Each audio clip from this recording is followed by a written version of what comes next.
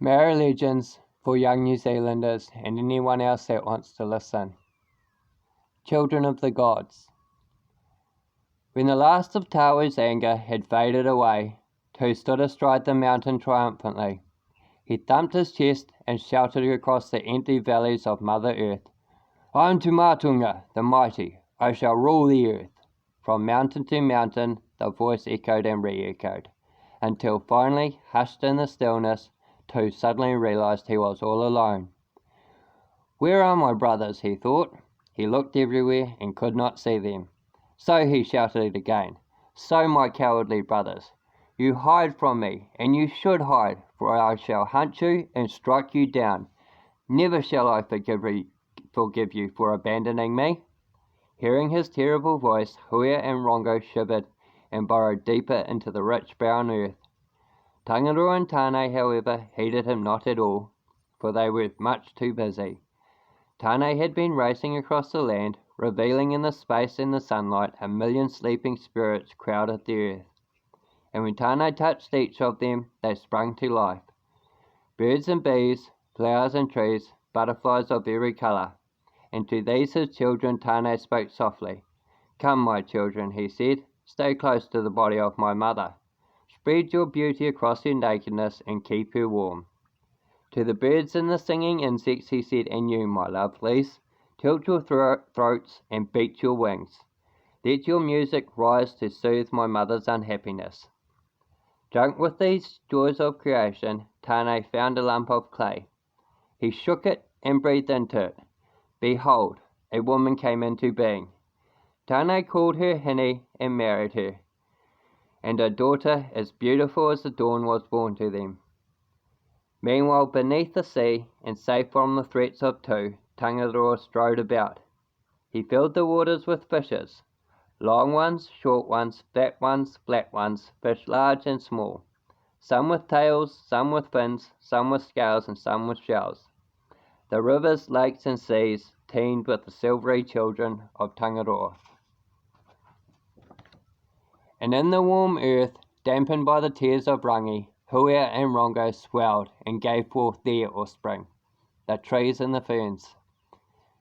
But high up in the heavens, next to the Sky Father, Taue grumbled and growled.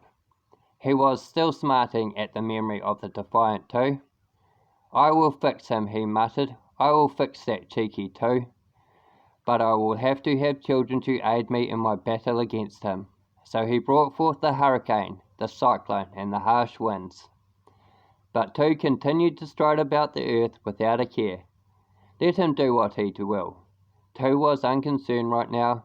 All he wished was to find his brothers so that he might box their ears.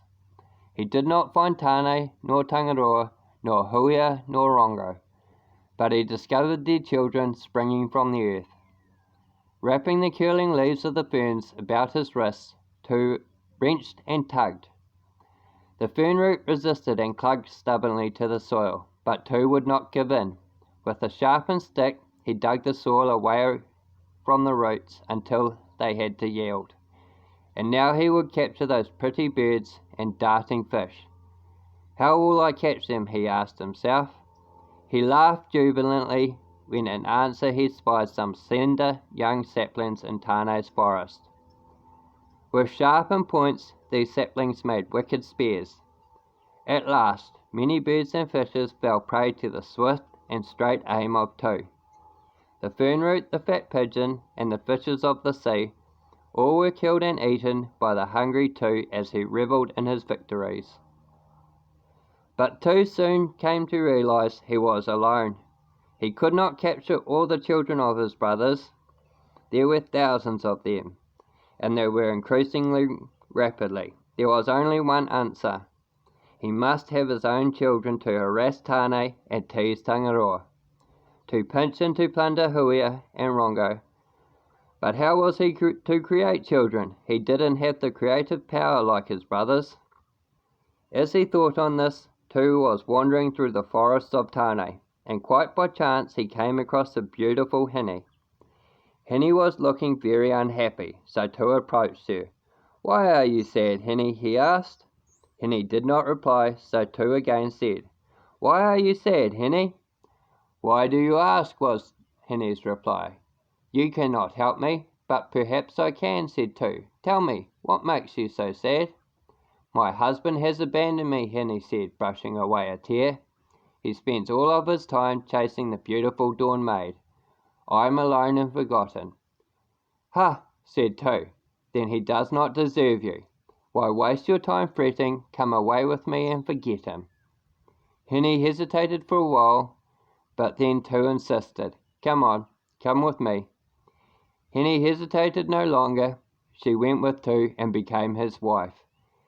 And from her the children of Two was born. That child was man.